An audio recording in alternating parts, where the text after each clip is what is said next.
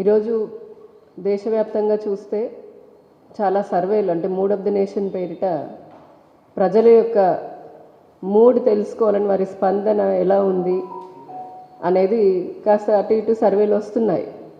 మన రాష్ట్రానికి సంబంధించి కూడా వచ్చాయి.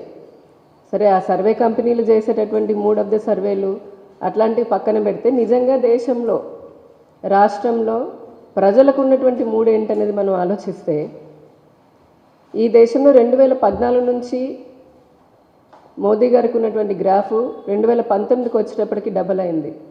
ఇప్పుడు 2024కి వచ్చేటప్పటికి అది ట్రిపుల్ అయింది.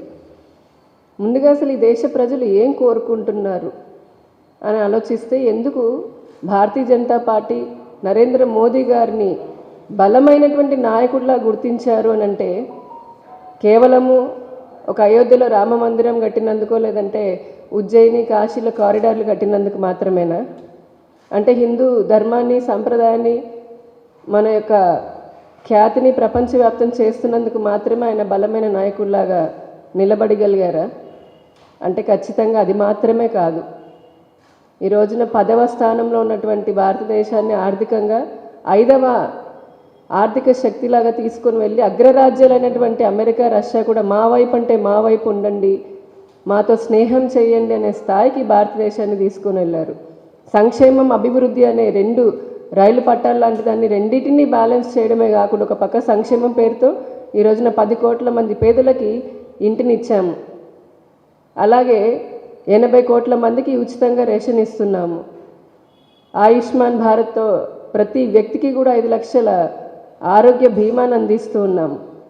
ఇలా చెప్పుకుంటూ పోతే ఉండడానికి ఇల్లు, తినడానికి తిండి, ఆరోగ్య భద్రత, ఆహార భద్రత, వారికి కావాల్సినటువంటి ఇంట్లో కరెంటు దగ్గర నుంచి గ్యాస్ దగ్గర నుంచి అన్నీ కూడా ఒక మనిషికి, పేదవాడికి, మధ్యతరగతి వారికి, దేశ ప్రజలకు ఏం కావాలో సంక్షేమాన్ని అందిస్తున్నాం. ఇంకో పక్క అభివృద్ధిని చూస్తే మంచి నేషనల్ హైవేలు ఉన్నాయి. మన రాష్ట్రంలో చూస్తే 1,12,000 కోట్ల రూపాయలతో నేషనల్ హైవేలు మన రాష్ట్రంలో వేయడం జరిగింది.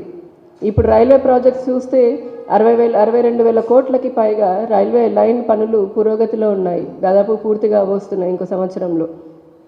అలాగే ఇంటింటికి జల్ జీవన్ మిషన్ ద్వారా నీరుని అందించడము, 55 లక్షల మంది రైతులకి చేయూతనివ్వడము, PM కిసాన్ సమృద్ధి యోజన కేంద్రాలను పెట్టి రైతులకు అన్ని సర్వీసెస్ వన్ స్టాప్ సెంటర్ లాగా ఇవ్వడం, ఇలాగ సంక్షేమం, అభివృద్ధి. దీంతోపాటు ఆర్థికంగా కూడా ఈ దేశ ఆర్థిక వ్యవస్థని బలోపేతం చేసి UPI డిజిటల్ పేమెంట్స్ ద్వారా ప్రపంచానికి తలమానికంగా భారతదేశాన్ని చేసింది ఈ రోజున నరేంద్ర మోదీ గారు, బీజేపీ ప్రభుత్వం. వ్యాక్సిన్ కనుక్కున్నాము, దేశ ప్రజలను కాపాడుకున్నాము. అలాగే సీమాంతర ఉగ్రవాదాన్ని మనకంత ముందు వరకు తెలుసు, 2014 ముందు వరకు లుంబిని పార్కులో, గోకుల్ చాట్లో, రైల్వే స్టేషన్లలో, బస్ స్టాండ్లలో ఎక్కడ పడితే అక్కడ బాంబులు పేలి ఎంతోమంది మరణించారు. సీమాంతర ఉగ్రవాదాన్ని కూకటి వేళ్లతో సహా పెకిలించి వేశాము ఈ 10 ఏళ్లలో. అలాగే బార్డర్లను చూస్తే నిన్న కూడా చూసాము, 1682 కిలోమీటర్లతో మయన్మార్ భారతదేశానికి కంచె వేసేస్తున్నాము. అంటే ఇల్లీగల్గా ఎవరైనా సరే ఆక్రమణదారు రాకుండా ఉండడం కోసమని. ఇటువంటివన్నీ చేస్తున్నాం కాబట్టి ఈ భారతదేశం చాలా సుస్థిరమైనటువంటి అభివృద్ధిని నరేంద్ర మోదీ గారు ఇంకా కూడా ఒక 20 ఏళ్ల పాటు ఆయనకి మనం అధికారాన్ని కట్టపెడితే ఇప్పటి వరకు అభివృద్ధి చెందుతున్న దేశం, పేద దేశం ఖాతాలో ఉన్నటువంటి ఆ జాబితాలో ఉన్నటువంటి భారతదేశం ఇప్పుడు అభివృద్ధి చెందిన దేశంగా మారిపోయింది.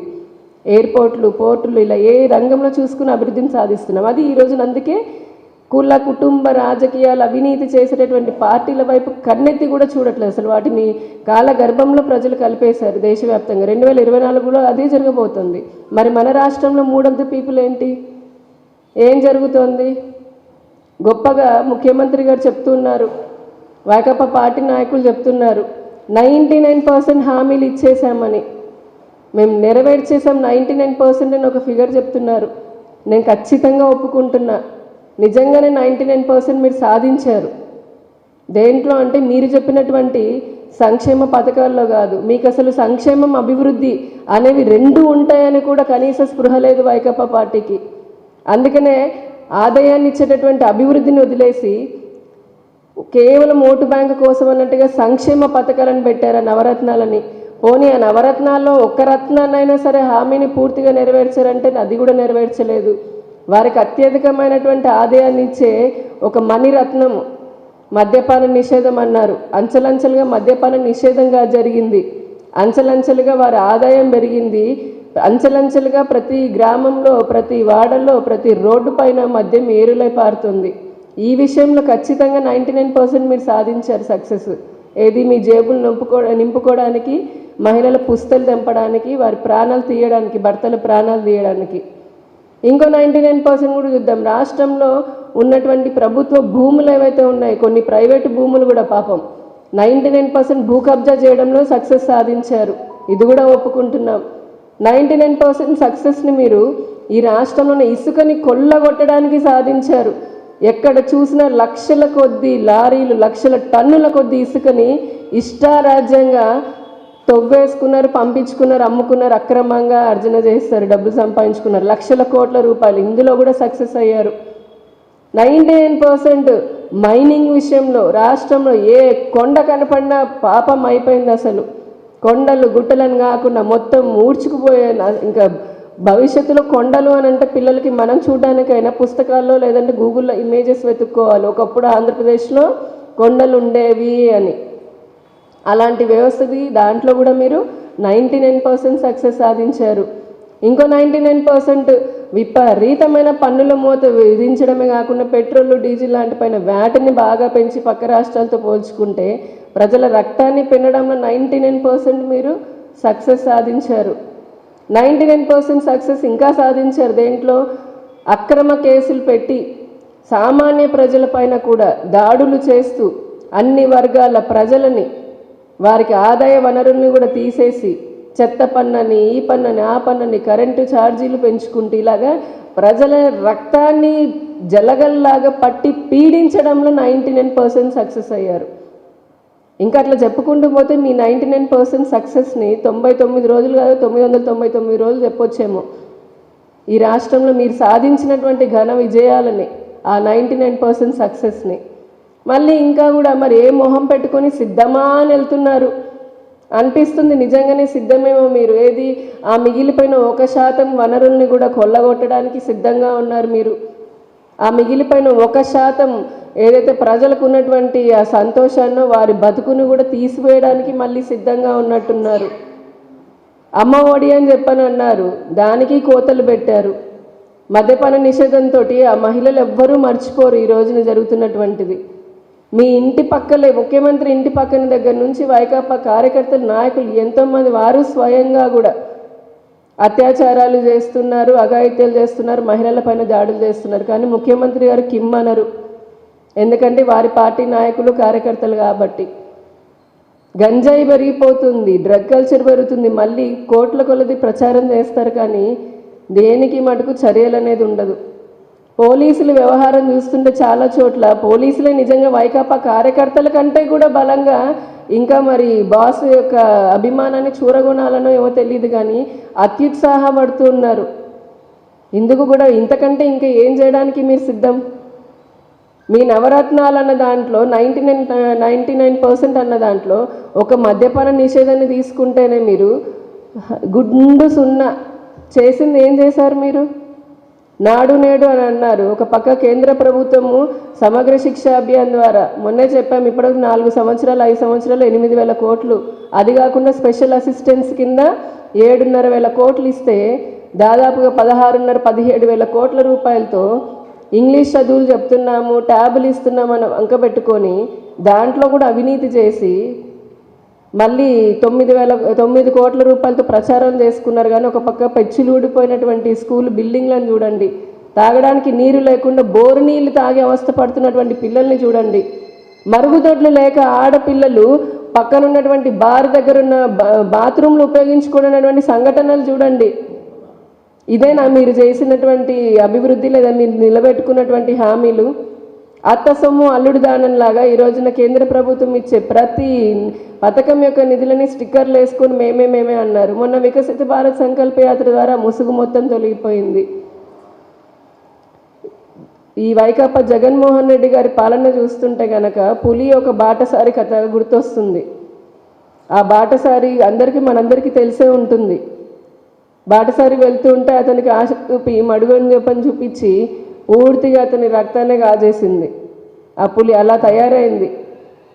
సో మీరు దేనికి 99% మేము పూర్తి చేశామన్న ఒక హామీ తీయండి. జిల్లాకి మీరు తిరిగి ఇచ్చినటువంటి హామీలు ఉన్నాయి. ఒక్కో జిల్లాకి 35 హామీలు అన్నారు, 45 హామీలు అన్నారు, 42 హామీలని. ఏ జిల్లాకి పోతే ఆ జిల్లాలో పాదయాత్రలు పేరిట ఇచ్చారు. ఈ రోజున పాదయాత్రలో మీరు ఇచ్చినటువంటి హామీలు ఒక్క జిల్లాలో అయినా ఒక్క హామీ అయినా నెరవేరిందా? కేంద్ర ప్రభుత్వము అది ఇవ్వలేదు ఇది చేయలేదని అంటున్నారు. మేము ఓపెన్గా చెప్తున్నాం, ఛాలెంజ్ చేస్తున్నాము. దమ్ముంటే కనుక చర్చకి రండి.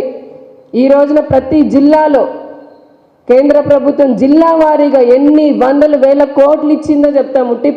ఆంధ్రప్రదేశ్ విభజన చట్టం ఇచ్చినటువంటి 18 హామీలే కాదు, అవి కాకుండా ప్రతి సంవత్సరం ఇచ్చేటటువంటి డెవల్యూషన్ ట్యాక్సెస్ ద్వారా ఇచ్చే 90,000 కోట్లు. పోయిన సంవత్సరము దాదాపు 1,00,000 కోట్ల రూపాయలు ఇచ్చింది కేంద్ర ప్రభుత్వం. ఈ సంవత్సరం 90,000 కోట్ల రూపాయలు ఇచ్చింది. ఇవి కాకుండా సంక్షేమ పథకాలు ఇస్తుంది. ప్లస్ మళ్ళీ కూడా మీరు కేంద్ర ప్రభుత్వం చెప్పినట్టుగా ఎయిమ్స్ కానీ, ఇక్కడ ఉన్నటువంటి బెన్ సర్కిల్ ఫ్లైఓవర్ కానీ, లేదంటే దుర్గగుడి ఫ్లైఓవర్ దగ్గర నుంచి ఇలా ప్రతి జిల్లాలో వచ్చినటువంటి మేము చేసినటువంటి అభివృద్ధిని చూపిస్తాం. ఎన్ని లక్షల కోట్ల రూపాయలని ఆంధ్రప్రదేశ్ కోసం ఇచ్చిందో. మరి మీరేం చేశారు? దొంగ హామీలు చెప్పుకుంటూ చేతగానటువంటి తెలిసినా చేతగాని హామీలు ఇచ్చి ఈ రోజుకి ప్రజల్ని మభ్యపెట్టాలని మళ్ళీ సిద్ధమా అని అడుగుతున్నారు. ప్రజలైతే సిద్ధంగా ఉన్నారు మిమ్మల్ని ఇంటికి పంపించడానికి. మీరు చేసినటువంటి మీరు పాలన మొదలుపెట్టిన రోజు నుంచి ఈ ఇసుక రేట్లను పెంచి పేద మధ్యతరగతి వాడికి ఇసుక దొరకకుండా భవన నిర్మాణ కార్మికుల పొట్టగొట్టిన దగ్గర నుంచి కూడా ఈ రోజు వరకు మీరు చేస్తున్నటువంటి దారుణం, ఇంత నియంత్రిత పరిపాలన, ఇంత దాష్టికాలు ఏ ఒక్క ప్రజలు మర్చిపోలేదు ఈ రాష్ట్రంలో. ఈరోజు మూడ్ ఆఫ్ ద స్టేట్ అదే. మీరు ఇచ్చినటువంటి ప్రతి హామీకి, మీరు చేసిన నమ్మక ద్రోహానికి, ఆయన విశ్వాసానికి ప్రతీక అని చెప్పుకుని ఉన్నాడు. విశ్వాసానికి ప్రతీక కాదు, విశ్వాసఘాతుకానికి బ్రాండ్ అంబాసిడర్ ఈ వైసీపీ పార్టీ. నమ్మకం ఉంచండి, ఏనంటే నమ్మకం అని చెప్పుకుంటారు. కాదు, మీరు నమ్మక ద్రోహం చేసేటటువంటి పాలన మీది. అందుకే ఈ ప్రజలు ఎవ్వరూ మర్చిపోయేది లేదు. మీరు చేసినటువంటి ఇచ్చి మరిచినటువంటి మాట తప్పను మడమ తిప్పను అని చెప్పని మీరు అన్నదే. ప్రజలందరూ కూడా మీరు ఎన్నిసార్లు మాట ఇచ్చారో, ఎన్నిసార్లు మాట తప్పారో అవన్నీ కూడా ఓటు రూపంలో మీకు చెప్పడానికి సిద్ధంగా ఉన్నారు. ఇటువంటి అరాచక పాలనకి ఇంటికి పంపించడానికి కూడా ప్రజలు సిద్ధంగా ఉన్నారని తెలుసుకొని ఇప్పటికైనా సరే ఈసారైనా ప్రజలని దయచేసి మోసంతో వేసి మరీ అధికారంలోకి రావాలని చూడకండి. అసలు ఈసారి అటువంటి అవకాశమే మీకు లేదు. ఇది ఈ రోజున మూడ్ ఆఫ్ ద స్టేట్. ఈ రాష్ట్ర ప్రజలు కోరుకుంటుంది ఒక మంచి పరిపాలన, సంక్షేమాన్ని, అభివృద్ధి ఫలాలని ప్రతి ఇంటికి అందించాలనేటటువంటి మంచి పాలన కోరుకుంటున్నారు. ఈరోజు ఈ రాష్ట్రంలో ప్రతి ప్రజలకి తెలుసు భారతీయ జనతా పార్టీ ఎన్ని చేసిందో, ఎంత చేసిందో. మీరు ఇప్పటి వరకు చేస్తున్నటువంటి అసత్య ప్రచారాన్ని మేము ప్రజల్లోకి తిప్పికొడుతున్నాం. ప్రజలు కూడా నమ్ముతూ ఉన్నారు. ఖచ్చితంగా రాబోయే కాలంలో మంచి, ఇప్పటికే రాష్ట్రం చాలా కోల్పోయింది, వెనకబడిపోయింది. కానీ ఇక మీదటైనా సరే ఈ రాష్ట్రాన్ని మళ్ళీ బాగుపరిచేటటువంటి, అభివృద్ధి పథంలో తీసుకుని వెళ్ళేటటువంటి ఆ పని భారతీయ జనతా పార్టీ పూనుకుంది. మీరు కూడా సిద్ధంగా ఉండండి ప్యాకప్ చేసుకొని ఇంటికి వెళ్ళడానికి. ధన్యవాదాలు.